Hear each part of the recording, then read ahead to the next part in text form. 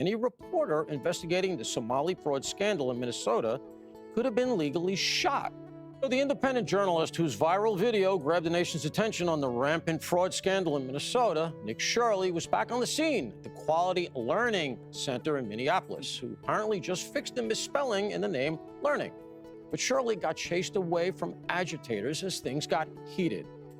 Really what it is, I mean, let's call it what it is. What they've said is if you are taking objection to both the fraud that's happening and then taking a second look at the mass migration of Somalis as refugees, or if you're looking at the naturalization of them who have come here and defrauded the country, then you're racist. And that's what was used against anyone asking questions to begin with. That is documented in court. Oh, yeah. Complacent to what was been going on, and now everybody's asking questions, and people are just, and you want to discourage him or call him names or go after him. An everyday kid off the street with his parents and an iPhone was able to find unbelievable amounts. It was 119 million or something he's at this point. That was just a Saturday weekend. One day, yeah. He goes to one building and they misspelled learning. I mean, like I said, I don't think you need a two-part series for this particular episode.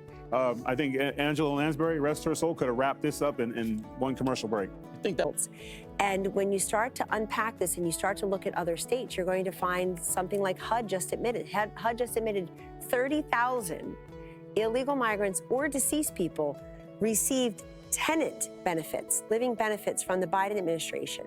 So everywhere you look, there's going to be COVID-level fraud, there's going to be fund mismanagement. And so I think what we have happening here is people are mixing folks who have immigrated here versus folks who are not citizens. These are citizens of the United States who just happen to be Somali.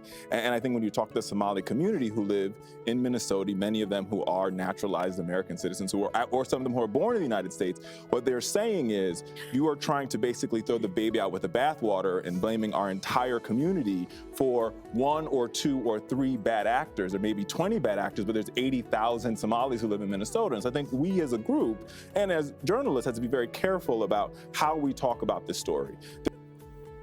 They are talking about the fraud scandal in Minnesota, and they are blaming it on the Somalis.